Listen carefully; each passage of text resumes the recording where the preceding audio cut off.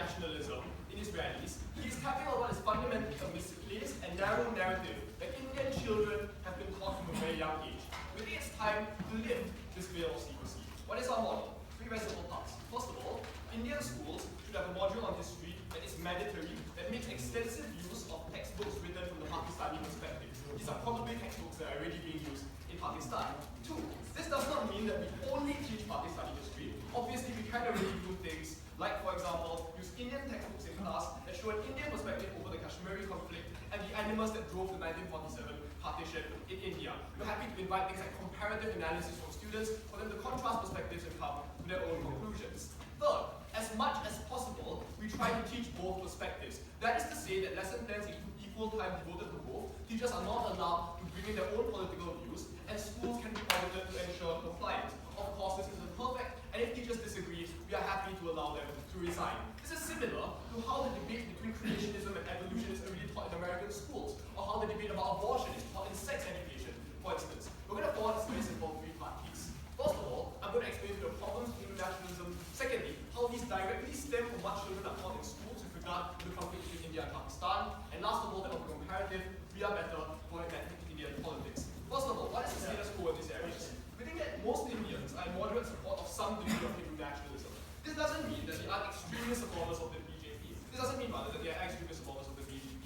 But they are likely to be supportive of things like militarization against Pakistan, increased claims of Kashmir, etc., etc. I mean, prior to the election of Modi, however, most Indian politics tended to be centrist. This suggests to us that the climate and the dynamic of Indian politics is likely to change and is subject to large fluctuations, right? The Indian electorate is often quite fickle and prone to short-term fluctuations based on opportunistic politicians which exploit certain amounts of social sentiment at certain points in time. That's why the Indian electorate swung very quickly from favoring Rahul Gandhi to favoring Narendra Modi, who was more extremist. The current state of the Indian electorate is leaning toward Hindu nationalism due to the state deliberately stoking up the flames of Hindu nationalism where it wasn't there before. We think that they do so via rallies, but more importantly and insidiously, through schools and the education system, what people are taught in elementary schools up to universities. Let's analyze what these Indian children are taught in schools. We think that often there are compulsory history modules that mandate the use of certain Indian textbooks. They teach a number of things. First of all, the idea that Pakistan in 1947 was a secessionist faction formed by Muslim extremists seeking exclusively to carve out a safe space for themselves. Second, they teach ideas like, for example, Kashmir, which opted to be part of India,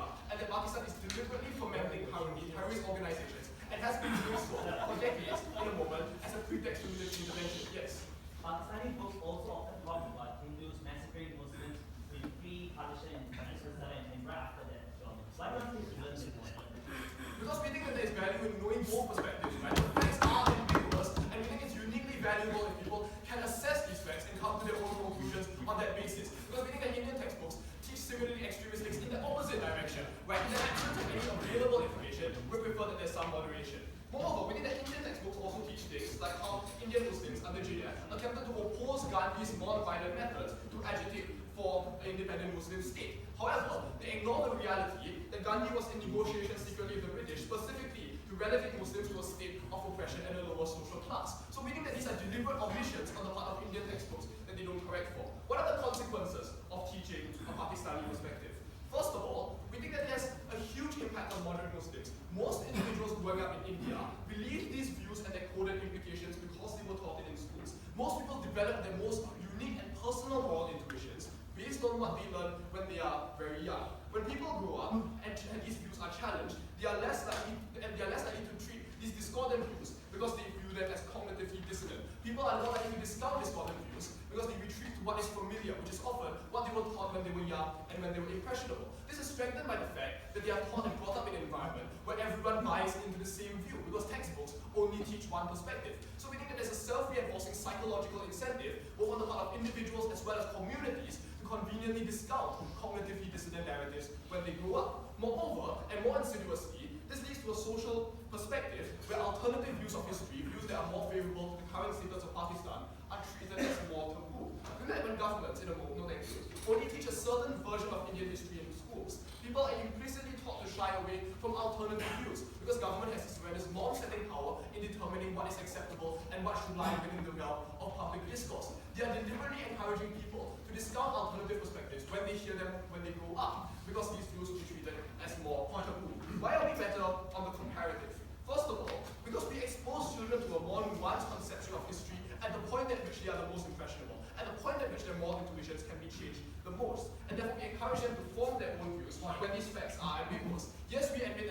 teachers and their perverse intent to teach history in a particular way. We don't think this is perfect, but in the vast majority of cases, we think that we can expose them to this alternative perspective. Moreover, it allows them to engage with their peers and find out which one of their peers hold the same views as them.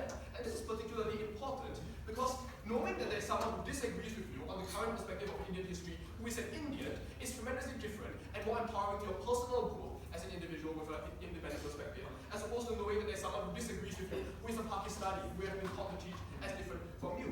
But secondly, it makes it harder for politicians to tap on intuitions of Hindu nationalism in order to solicit support. Now, there's nothing intrinsically wrong with Hindu nationalism, but what we think is incorrect is when Modi can tap on this ingrained reflex psyche to gather more votes at the expense of actual political debate and at the expense of actual analysis. We think that we correct for this imbalance by taking an alternative perspective in schools. Now, they're going to say there will be backlash, people will pull their kids out of school. A number of responses. First of all, it's unlikely because in Indian culture, more than potentially any other culture in the world, except maybe East Asian cultures, there's a huge premium placed on meritocratic success. Many parents place a premium on being able to send their kids to good universities like IIT Bombay, for example, being able to get them the best grades in school, or even being able to send them overseas. We think this deals with most of the target group's opinions we're trying to change, the moderate or middle upper class. Regarding the more conservative or disempowered part of Indian society, we think that they often take cues from the upper class because of the hierarchical way in which Indian culture is structured. Moreover, we think that many of the parents of these conservative and disempowered communities are systemically less likely to have gone to school to begin with, which means that they are less likely to have been exposed to different perspectives to start with. What if they say there will be actual physical backlash, like people will riot? It's not clear why backlash in this case will be worse than for any of the other policies that India has already adopted to become more accommodating to Pakistan, like denuclearization or, for example, non-discriminatory hiring policies for Muslims. So, because backlash will be limited, and because what we do is to engender a more diverse and inclusive version of Indian politics, we're very proud to stand up.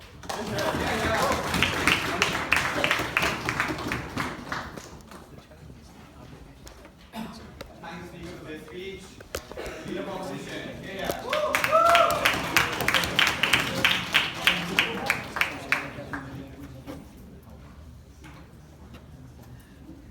Mr. Speaker, Indian history textbooks don't talk about extremist point of view because the government regulates it and also wants its kids to grow up, in somewhere at least sensible.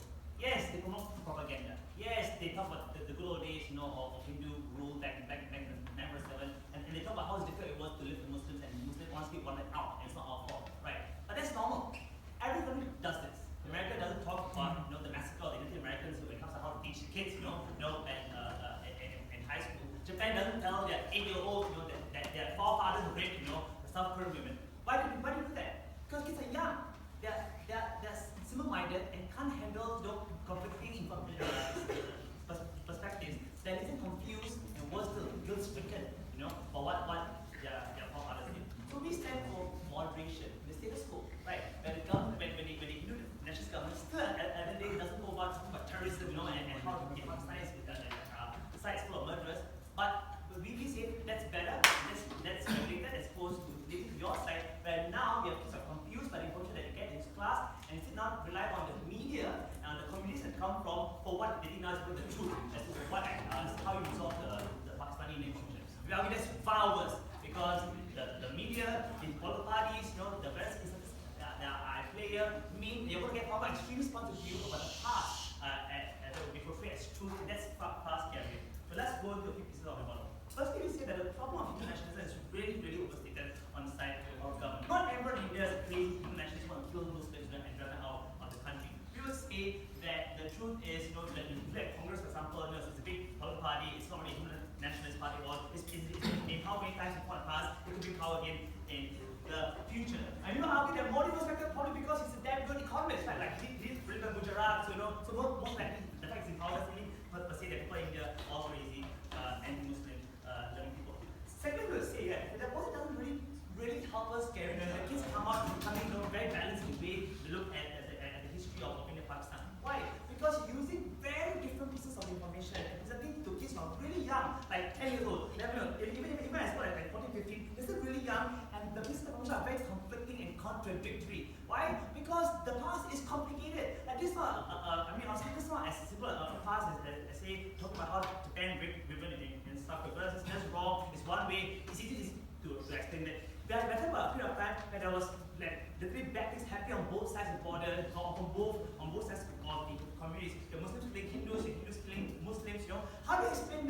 a young kid to come and make his own decision as to how he should direct their past. We will argue that academics themselves still are arguing in universities about how to perceive the truth of the past.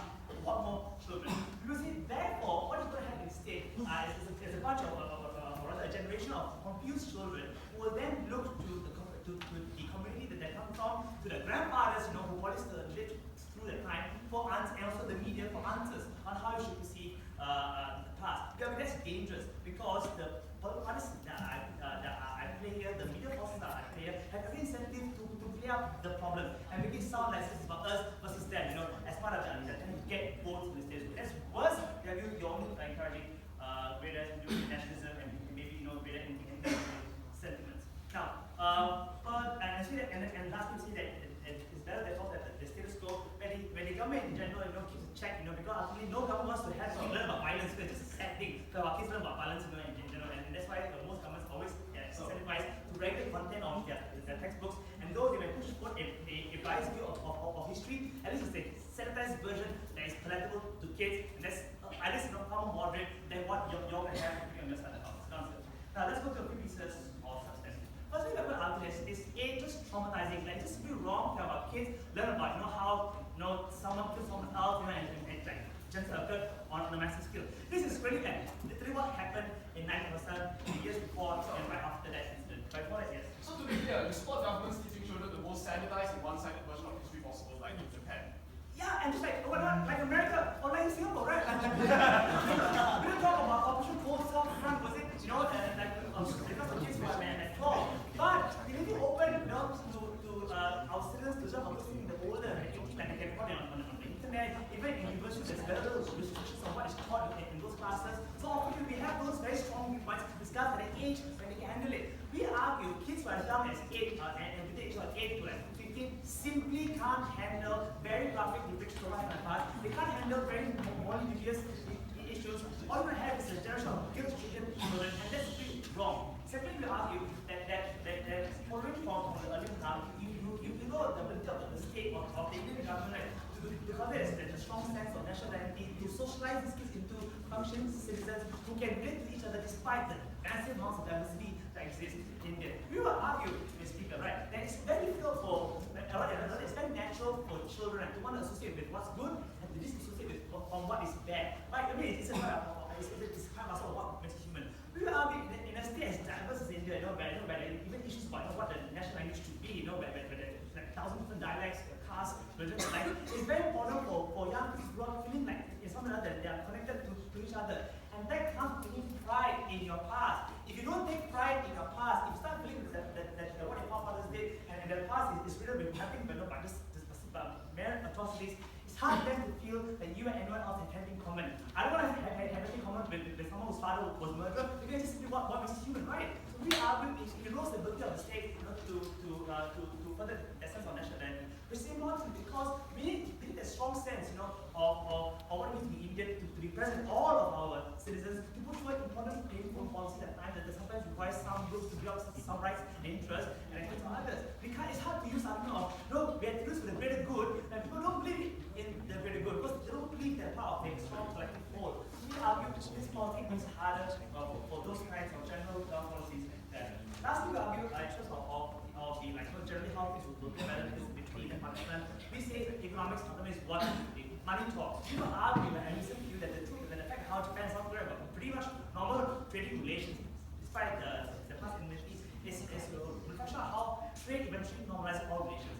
And the sad fact remains that Pakistan simply isn't a vital partner to care about, because they are still a bit of a failed state. And in due time, when they do get their act together, there is all countries to work this out and maybe lay down all these inflammatory remarks that often media. But in the meantime, there's no reason to care about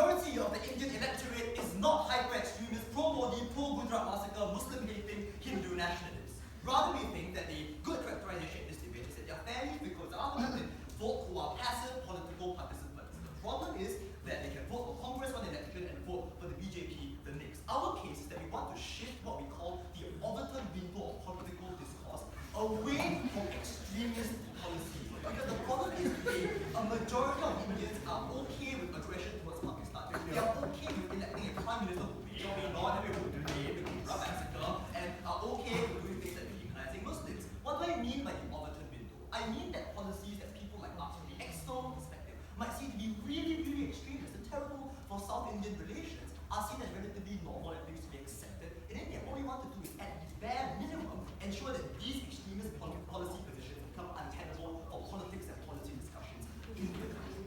First, I'm going to deal with what is taught in Indian textbooks. You told us it is not extremist governments won't teach the same stuff, rather they use an interpretation of text that promulgate a comfortable national myth. Two responses. One, it is not moderate today when Modi is entrenching his political power and is seeking to use racial religious animus to obtain political capital to pass supposedly unpopular policies like demonetization. Today, we see that Indian textbooks are becoming increasingly extreme, not like insanely so, but increasing extreme, increasing nationalistic, and we want to put an end to this trend. Second response, these textbooks were never moderate in the first place. After giving you examples of how this was the case, Indian textbooks teach that to this day, Kashmir chose to join India, and that Pakistan is sponsoring extremism to foment instability there, so one day they can take over Kashmir in a military incursion on the pretext of stability. Is that true? Maybe. But let's fairly one-sided interpretation of factual uncertainties on the ground. Third response, it is not clear, Mr. Sher, that we should be telling white lies to our children just so they can sleep tight at night. Maybe we should teach American students about the massacre of North Indian people. Maybe we should tell Japanese students that their forefathers ended up murdering and abusing colored women in South Korea because you know what? Maybe they deserve reparation. Maybe political discourse deserves to be less extremist. But okay, history is complex. So Ashok had a real pleasure here. How do we teach this complexity? Simple. Indian and Pakistani textbooks, they are targeted at 9 to 10-year-olds to their age, right? So if a 9 to 10-year-old Indian boy opened an Indian textbook, I will see. The Hindu governor of Kashmir chose to give Kashmir to the Indian administration in 1946. Then you flip to the Pakistan textbook again. In 1947 plebiscite, a majority of Muslims in Kashmir voted to join Pakistan. Despite their wishes, the Indian governor overrode it and gave Kashmir to the Indians. Is it that hard? Too hard. You know what's complex things in school all the time. How do you see shit? So on either side, we're not going to show like the dead bodies of the 2 million people who died in partition to 9-year-olds, okay? But we also need to extend this debate because it's not only about elementary school, it's also about teenagers, it's also about 17, 18-year-old students and the RTC kids that I'm coaching. Do they learn about complex things like Kashmir? You bet they do. They learn things that are so complex and to this day I can't remember my A-level syllabus. Mr. Chair, we think that for people, especially people who stay in the kind of middle class in this area, talking about the average of this, these are the kinds of people that we need to be reaching out to because I'm going to extend the government's model that they will also become the governing elite, the bureaucrats who have the capacity to change things and actually significantly normalize relations. So if we are talking about these teenagers, if we are talking about educated intelligentsia, it's important that talk these nuances and differences in history. Second area, national unity. Ashok tells us it is important for the Indian national identity to be built on the demonization and otherization of Pakistan. Question, why is unity an a priori good thing? When the electorate is united for a really shitty cause, like if your country is really, really stable and really, really united, but wants to create real instability in South Asia, we don't think on a broad level that's a good thing. For example, they increase nuclearization in the South Asian peninsula. We think things like increasing military presence in areas like contested like Kashmir. These are things that make your countries internally stable. They are internally stable and internally united against a really harmful and bloody cause. So we don't think that unity is an a priori good thing. But we think that unity is not so easy. It's not as if we can just tell everybody the Turks are bad, we all hold hands and sing Kumbaya and do those things. That national unity can also be built on diversity and shared spaces. There are some countries that we have seen be very successful at this, and I'll give you an example before I answer the one. Countries like the United States. To this day, we might think, right, that Trump is an example of how they are really polarized. We think it's a fantastic achievement. A country that is so big, so diverse, so different, is able to come together, sing the same national anthem, unite under the same flag. Before I go on, yes. So is your end result hoping to change the minds of these individual kids, or are you actually just trying to give them an optional perspective? No, I think it's twofold, right? So we will change the minds of some Indian kids because right now they are taught a very unilateral, monochromatic notion of how history moves, right? So for this group, they do become more moderate. But we also recognize that we can't can't change the mindset of some extremists, crazies. You can't change the mindset of some people who are just a bit more biased towards India. We're okay with that. But at least what we're doing is that we're shifting this to less extremism. So things like the Ranjan Modi coming up and just shouting, an anti-Muslims. I don't know why I shout. I don't speak Hindi. But I'm using radio broadcasts to share Pakistanis. You think that's racist, right? And that's not racist. So third, on long-run relationship with Pakistan, and I felt that this was quite disappointing, to be honest, because Ashok didn't really analyze it. All he said was that after some time of trade and discussion in the past, relations were normal. So since 1947, it's been 60 years, and we are still and things are getting worse. Nuclear bombs have been procured, there have been fights and skirmishes in Kashmir. Somebody called Mr. Narendra Modi yesterday that there's an increase in extremism in Pakistan, the spread of Saudi Arabian Wahhabism, as Pakistan itself becoming more extremist. We see that Pakistani politics is becoming increasingly more right-wing in response to Indian nationalism. So not only are things not improving, they are getting obviously worse. And I'm not sure how the flow of goods and services and the flow of people is going to improve this. Do you know why? Because there's something called political framing. And the point at which I am enculturating or acculturated to view someone else as the other. When I interact with them, I do not interact with them from the point of ignorance. I interact with them from the point of my preconceived notions. So I cognitively dissociate all the good things about them and I think about the facts. That's how racists behave. That's why you can have racists who claim they are Indian friends. Because for that one person, maybe an exception for them, but for all the other Indians, those are the smelly ones. Those are the ones who deserve to be repatriated. It's very unclear and it's actually very disappointing that in the Bible, you don't actually tell me how you should normalize in Pakistan. But rather, our constructive policy to success is that we influence the middle class, who then transit to become part of the LGBT, influence politics because Indian nationalism has less of the whole of the people. For all these reasons, I'm incredibly proud to look.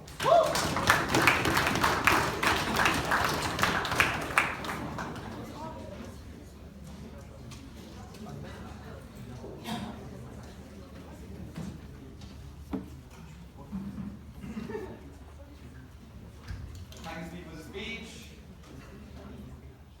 DLO. Yeah.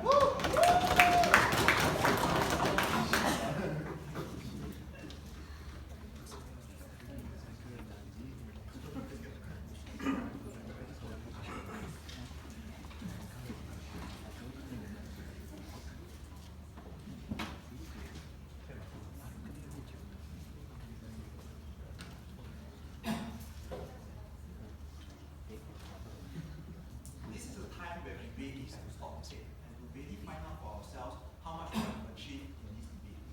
Is your debate really about the lives of this individual and giving them the opportunity to have something to spark off cognitive dissonance? Or really, do you really want to spark off transformational change in terms of the demographic makeup in India? Because if you think about it, your first prop came up here to lead and talked about how the electorate is rather fickle, and one of the policy is through education, through social engineering, to form the electorate in a particular manner so that they will vote in a particular direction which is favorable to your particular situation. There are so many things to achieve that. You really need to improve the mechanism. Let me break it down one by one. Firstly, if you really want to change the makeup of the demographic, then you need to know what is the demographic. The reason why India's community is so segmented is because firstly there is an urban-rural divide. The reason why it is so segmented is because any governmental policy that starts from the central government often will become more and more dilute by the time it reaches the rural areas. That's the reason why, for example, the BJP is extremely successful in galvanizing the vote in the rural area because it uses things such as the patriarchy, uses things such as the familiar bond, it uses things such as the village schools, and so forth.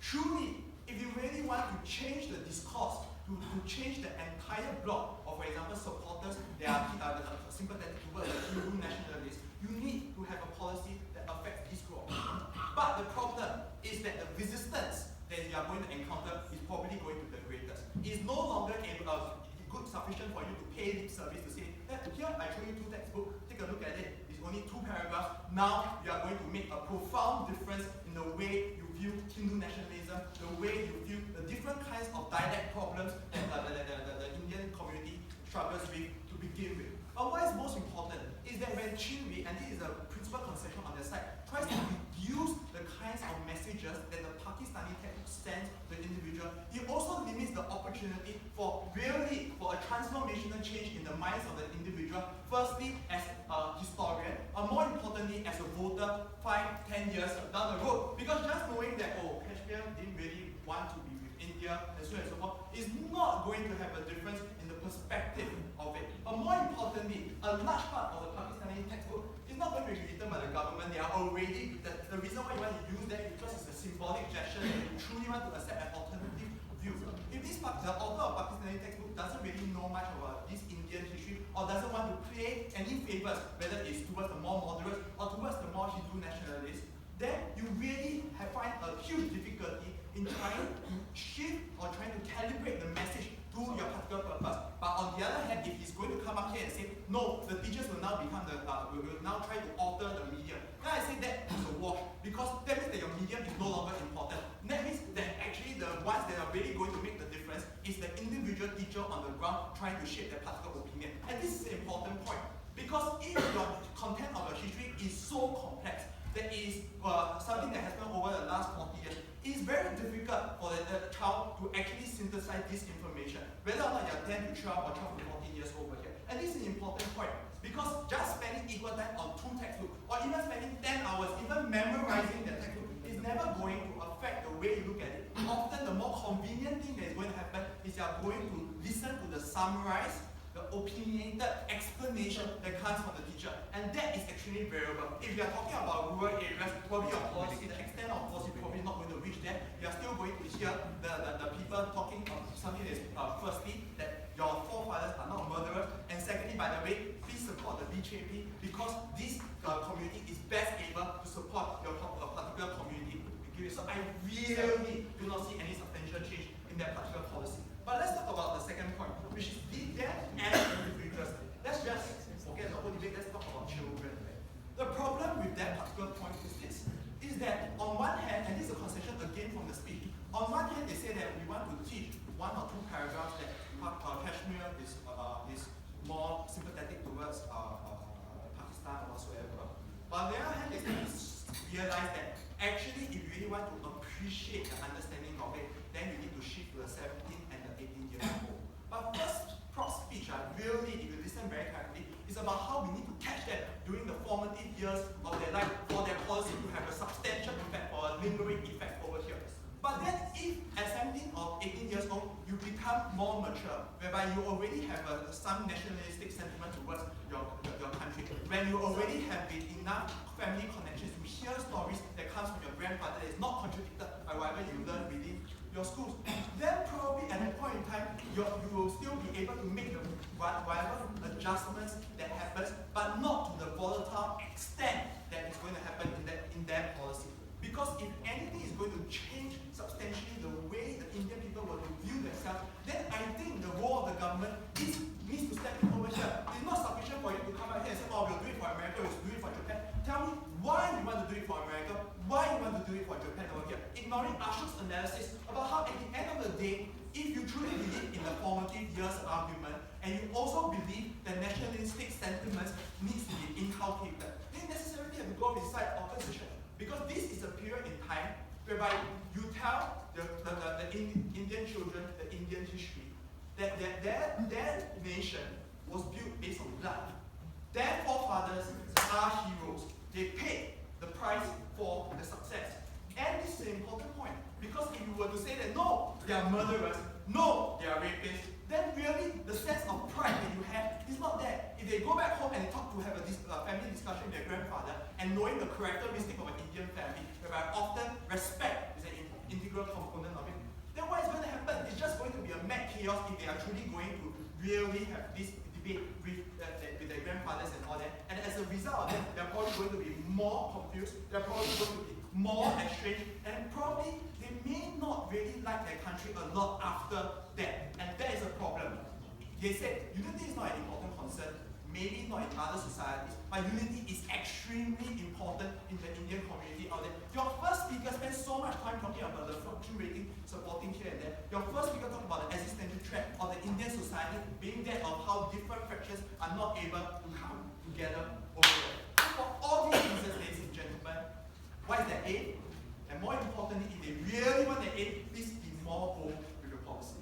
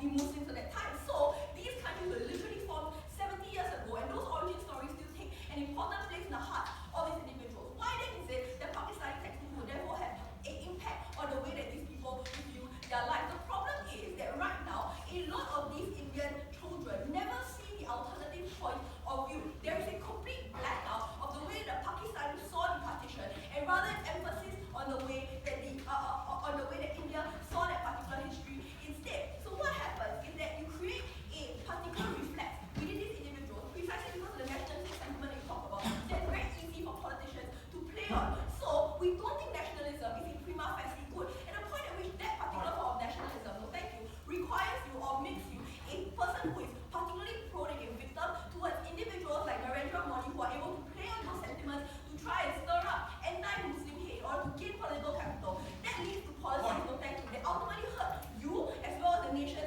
that was next to you. Like, for example, things like investing huge amounts of money in nuclear militarization, refusing to trade with the nation that is the most proximate to you, and all these other bad things. So I think that giving you the proper idea of what history is like is particularly important, even for benefits to you as an individual. Let's talk about how then we create this particular change, because I think that they were quite reductive when they told us that this was just simply an assertion of transformative change. I think on our side, we made it very clear from the very beginning that what we aim to do, and thank you instead, is to increase the ability for individuals to participate in the political discussions that we're talking about right now. There is a complete inability and taboo against individuals being able to, thank you, to speak about the alternative form of the way that Pakistan looked at their history. So they are not capable, or it's considered to be anti-nationalist on some level, to talk about how, like Muslims, for example, may deserve equal rights, anti-discriminatory laws, they are passed for them, or that we should ought to moderate our stances against Pakistan. No, stop harassing me, Marvin.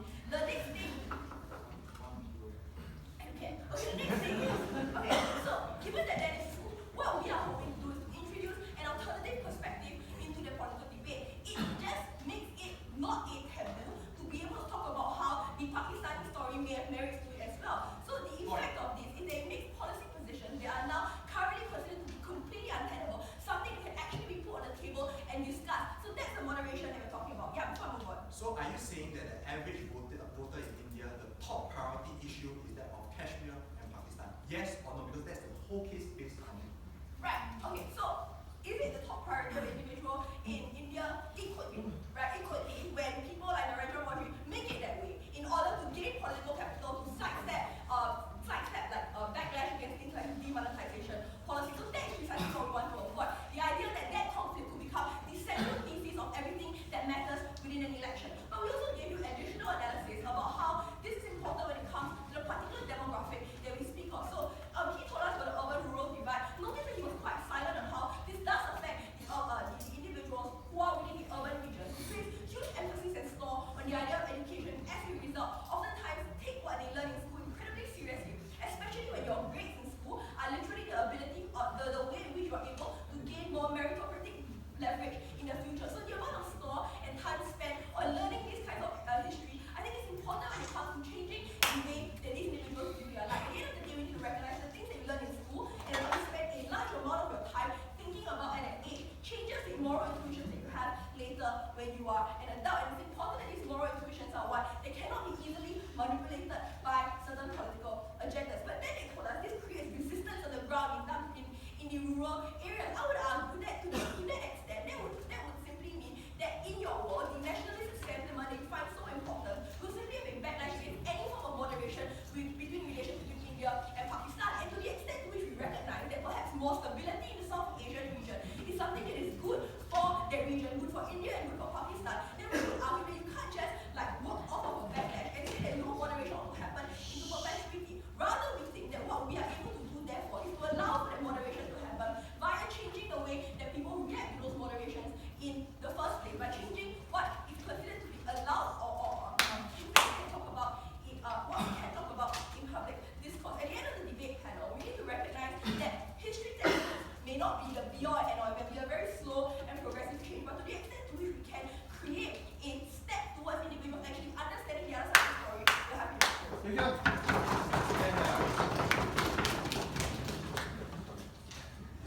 The speech of Miss Kenya.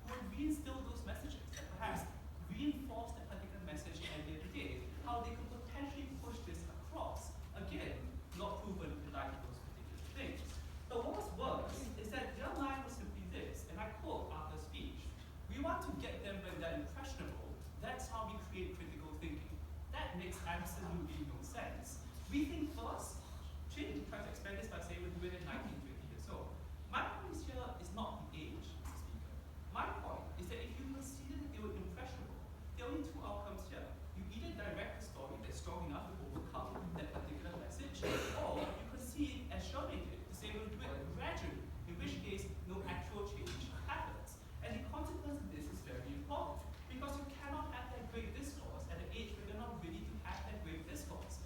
When these individuals go back home and discuss these particular things or in school or wherever, and the message or the discussion is closed shut, that's when they never bother reopening that book. And they can't guarantee at that age why it is one specifically important to tap on the specific intelligent abilities of these individuals to lead that discussion at that point of time. That's why we suggested that there's every other point of time in life you can learn these particular things. And it was their burden to show why at that point, at formative schooling, it was important to do so. We posit to you the reverse, that using formative schooling to impress them, things such as nationalism was important in the reverse, to which they did little but to barely say and deny that these things were important. I quote the response: why is nationalist community in a priori good? It's just good. And I'll explain to you why without the former of knowing what a priori means. But then here's the real problem. We get to the meat of this debate. Because the one thing we want to prove to us to believe is that this would change Indian politics. And more than that, we want us to believe that this would change Pakistani politics. But here's the problem. For as long as existentialism or living or just not being threatened by another country is a thing, and people don't want to die, the kinds of rhetoric that these individual politicians run, like Narendra Modi, are going to continue. And they'll be as equally enticing and equally convincing as they always were. And this has repeated itself in many different nations across the East and the Asian region, such as the conflict between Taiwan and China, such as the conflict between Japan, Korea, and VIetnam, China. All of the above are situations in which these natural parties obviously have a particular hope for these particular reasons, and this will continue. But the more troubling part is nothing in their speech enables these individuals, new parts of voters, gives them the ability to critically reason things such as economics, which suggests actually that the solution that they're looking for isn't really from their case, but perhaps other elements of education as a whole. We further say that as long as Pakistan feels that there's going to be existential threat on their side, they'll continue stoking the same rhetoric for the same purposes. And it's very hard to believe that we'll stop nuclearization because we change our history books. Know that. Nothing about changing history books or described in their version of what this education will present actually changes our impression to living or dying. I would suggest understanding that the other side actually writes bad things about you suggests, in fact, that you should care about your existence, and you should care that there's someone on the other side who bothers to change their history books to threaten your existence as well. Perhaps that's the perspective they should see. But we think that these are things that can equally challenge. And Sher said, oh, but it's very hard to question things that you have dissonance about. But that's what the greatest articles or scholarly articles are based upon. Your ability to question those particular things and things that seem dissonance in the history of the way things work. Yeah. But if until the age of 70, all you've been fed is an unfettered diet of Hindu nationalism, why would you ever be interested in starting to learn about Pakistani history? Well, my first question to you was, what makes you think that you wouldn't defend this thing in itself, and why this discussion would have closed in the first place? But my other question to you is, why is it so important that you learn these particular things? Moving forward, many of these particular regions with tensions or conflicts found different ways to resolve the conflicts or conflict on the basis of things such as geopolitical sense and economic developments. And that's how things develop. It's not as if they're ever going to come back together. And so the interest or the priorities change in that particular discussion, moving forward to what needs to be achieved in order to gain long-term peace. Reverting back to the history of these particular situations often the time isn't helpful. That's when we get to our case, we positive to you. Literally the lines became a bad dial, well that's important, we can't prove it, and what's the point of letting people sleep happily at night? That misses the point of what we are saying. The point of what we are saying is not so much we want people to sleep happily at night, we want to ensure that they get over their own internal problems before we review bigger ones. And the unity of these individuals and the common narrative and having a story to base their existence and their history from is fundamentally important. No less because of these same kinds of difference on the discussions or demographic that they talk about from government. If they would accept that there's a lot of internal tensions or diversity within the cultures in India, then they must similarly accept that first being able to coalesce between one particular story and one particular version of events is vital. It is also vital to understand that there's one side of the story that you can be proud of. It doesn't close up your ability to question or discuss other things when you have the opportunity to view these particular things at a later time. We think that's important, and to the extent that many of these families based on that one common history and story, and we give them the ability to bind themselves to that story for the purposes and the sake of peace and freedom, we're happy to. Thank you.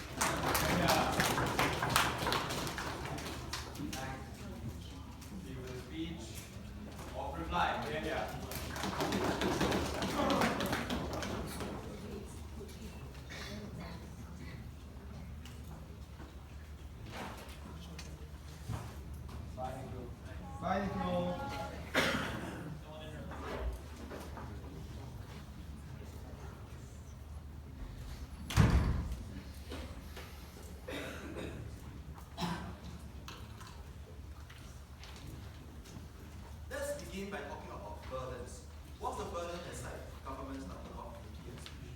Firstly, it painted this political backdrop, and it talked about how, look, actually their plan is to grow the sense of nationalism amongst individuals so that they will no longer be held captured to the aura of the BJP, so that people probably will be more sympathetic towards the middle ground and perhaps vote in a particular different directions. What's the counter burden that they set up against us and which we took on was readily, which is firstly, when is the appropriate time to introduce this information to children?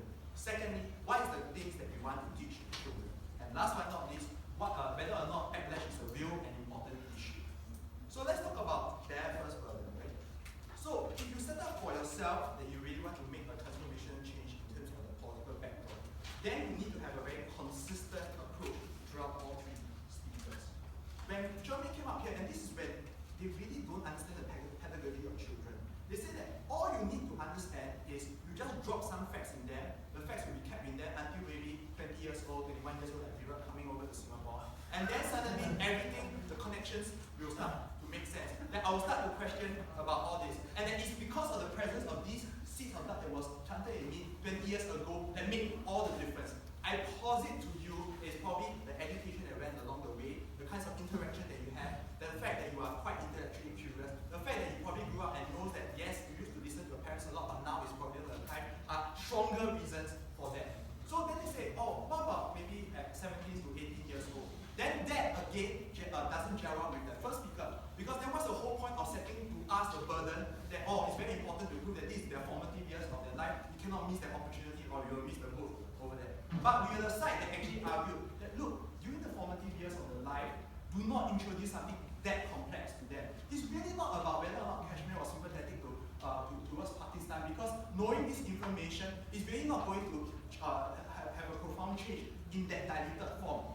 Pakistani textbooks are probably going to sell a far more dangerous, serious image of India, which is the Indians as rapists, Indians as murderers of their children out there. A point in my speech that never once responded. And I would say that if these textbooks talk about this issue as such, then all the backlash arguments become very important. Because now the BJP will have very strong reasons to say, parents, please take a good care of your children. Please be concerned about what you are learning.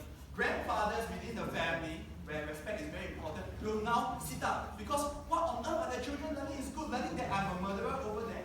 And if this were to take place, then the kinds of formative years that they are really talking about becomes very disastrous. Because children have to decide between their personal loyalty against their family. But more importantly, I think the most likely scenario is that they are probably going to crumble, the discussion is going to stand shut, and nothing is going to do this. But what is worse is if they have this insidious policy whereby it's not just about the media, but changing the methods of teaching. That means it's no longer about putting two textbooks over there. That is when the teacher steps in with a particular opinion. When something is so complex, the way to fill the particular vacuum is to listen to a story, because children really are not appeared to facts. They probably like to listen to narratives that explain to them existence as well as that particular community.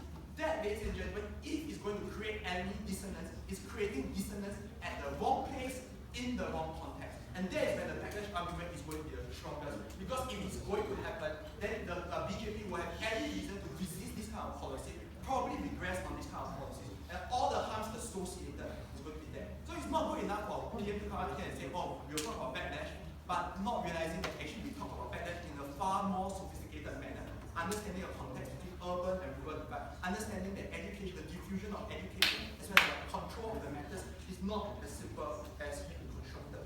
At the end of the day, I really hope you can see that it's because they have very weak mechanistic link that really is so far away from outcome. And most of our speeches is really trying to help them give a helping hand as seniors to at one point bring it closer and closer towards the outcome. But I'm sorry, we failed to do so.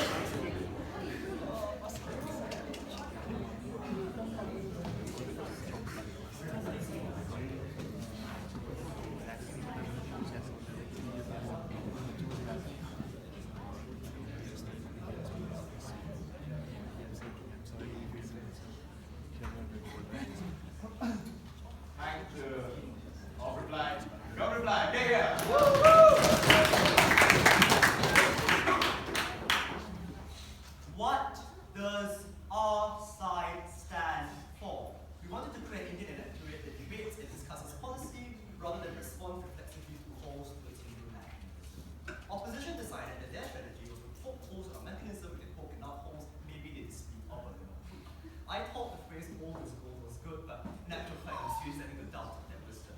Okay, I'm going to go really fast, because I've got 5 things to cover in what they call democracy. First, an urban-rural divide. They told us that government policy is diluted as it radiates outwards from the far.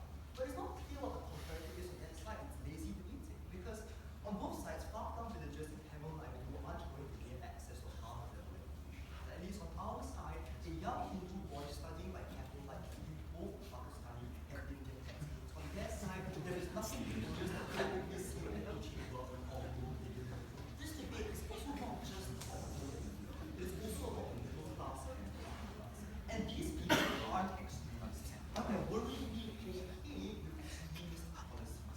And we need to ensure that the people who are going to form Indian intelligentsia, who vote, who may run for politics, don't end up reflexively assuming the cost for militarization or nuclearization or policies that might fundamentally destabilize the South Indian peninsula. And then this is the idea that my speech was worryingly unrebutted by the team. Second quibble we had, that this is dependent on teacher and not lesson material. We agree, but poor teaching doesn't deal with the bulk of this case. He told you how kids still need to study for exams and draw the material that are Pakistani textbooks. He told you about how parents often want kids to study hard and go on to top schools and will neglect that part of their education. He told you about how kids still end up discussing these materials and concepts in class. In the same way that a 17-year-old might talk about simple public policy issues in GP class. He told you about independent audits and state mandated syllabi that may be rolled out to schools. They give very easy responses from the other side. Third quibble they had with our policy. There is no certainty as to our outcomes, as if like you can crystal ball is perfectly, right? But we recognize that education is not a panacea. If all Indian school children go away without really knowing anything except Indian-Pakistan relations are really complex, we think that it's better than if they all go away thinking India number 1. And the reason why is because it's the job of the politician to unpack complexity. It shapes how political discourse is going to be shaped on the ground, how people are going to engage in a real dialogue to explain the complexity. So people respond as reflexively to nationalistic calls. Fourth quibble they wanted to pick for policy. I love this one. We might lose on this. 10-year-olds versus 18-year-olds. So we said both. Bryan in his late response said, kids cannot both be impressionable yet at the same time be taught critical thinking. Okay, my late response. Let's misread. When we are young, we are taught fundamental schema and premises that shape our entire frame of thinking. For example, God exists, gay sex is wrong, India number 1. Now, these premises often place blinkers on our rationality. It is very hard to convince a 19-year-old to be agnostic versus to convince a 9-year-old. So what schema do we want to inculcate in these children at 10 years old? We just want to inculcate a simple schema that things are complex. So then from 11 to 19, then from 51 to 30, you learn how to make complex decisions both on your own and with the help of politicians. Massive misrepresentation. Last quibble, national identity. What Bob doesn't understand is that unlike many other countries, Indian national identity is history and history is Indian national identity. And it is not that history is a reflection of existing sentiment. This means that national identity, history and politics coalesce and interact with each other in a profoundly powerful way, which is why our mechanism is important in changing